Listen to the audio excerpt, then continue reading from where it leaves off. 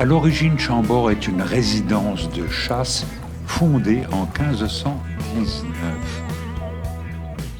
Il a été créé de toutes pièces selon un plan carré d'un château fort, avec l'emplacement du donjon dont nous parlerons plus tard. Il est nettement inspiré par le style gothique. Nous devinons ici 282 cheminées et 800 chapiteaux sculptés. L'ensemble a 156 mètres de façade, 56 mètres de hauteur, avec un donjon de 44 mètres aussi.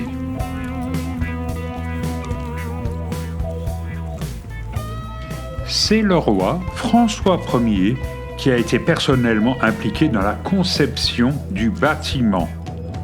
Mais on sent aussi l'œuvre sous-jacente d'un certain Léonard de Vinci, dont l'imagination fertile n'est plus à démontrer. On a utilisé plus de 200 000 tonnes de tuffeau pour construire ce chef-d'œuvre. L'emplacement du centre du donjon est occupé par un escalier monumental. Au rez-de-chaussée, nous entrons dans une salle qui illustre bien la fonction d'origine du château, avec les différentes phases de la chasse à courre.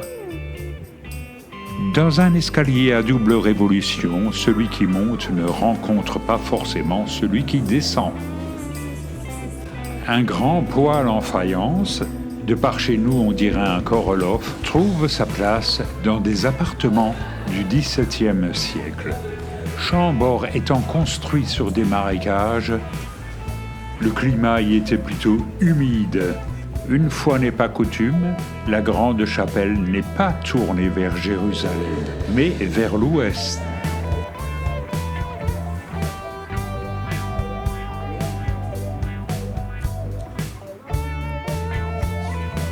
Nous nous approchons des appartements du roi.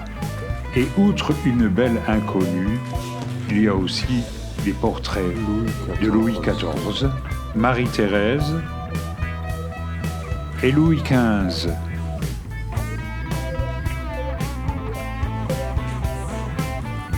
Le château n'était pas meublé en permanence.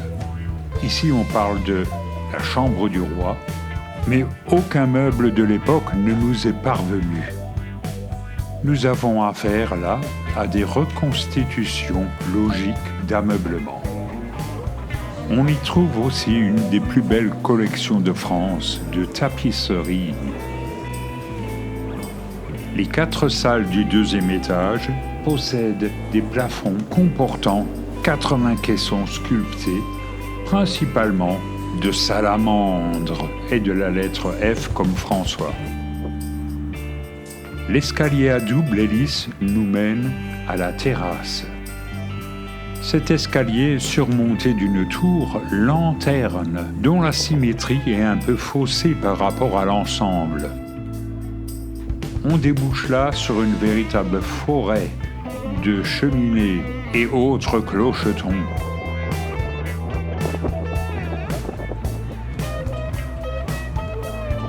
Nous avons une très belle vue sur les jardins et les différents canaux qui les agrémentent. Les tours, tourelles, les clochetons aussi, les cheminées et lucarnes sont ornés de médaillons en losange, carrés, demi-cercles, triangles, en ardoise. Cela évoque, paraît-il, les incrustations de marbre noir de la Chartreuse de Pavie où François Ier fut prisonnier. Le grand escalier est un élément incontournable. Il s'articule autour d'une tour cylindrique que l'on peut photographier en contre-plongée. Une représentation du camp du Drap d'Or où François Ier a voulu en mettre plein la vue au roi d'Angleterre, Henri VIII.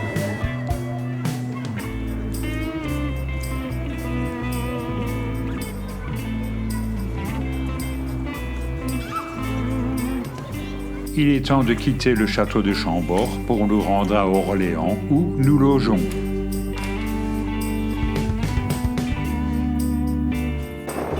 Arrivés à Orléans, nous avons tout juste le temps de visiter la cathédrale Sainte-Croix. Elle est de style gothique et même néo-gothique. Sa construction a débuté en 1287 et s'est achevée le 8 mai 1829. Les deux tours s'élèvent à 78 mètres de haut. On y pénètre par un narthex. L'intérieur est composé de 5 nefs pour une largeur de 41 mètres.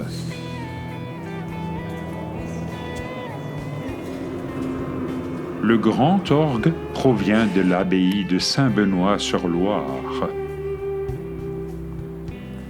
Une rose du transept.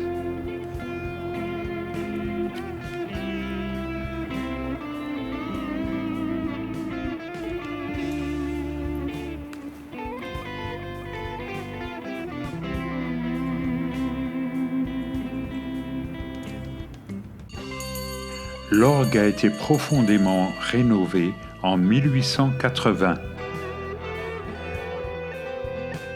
Bien évidemment, Sainte Jeanne d'Arc figure en bonne place sur les vitraux.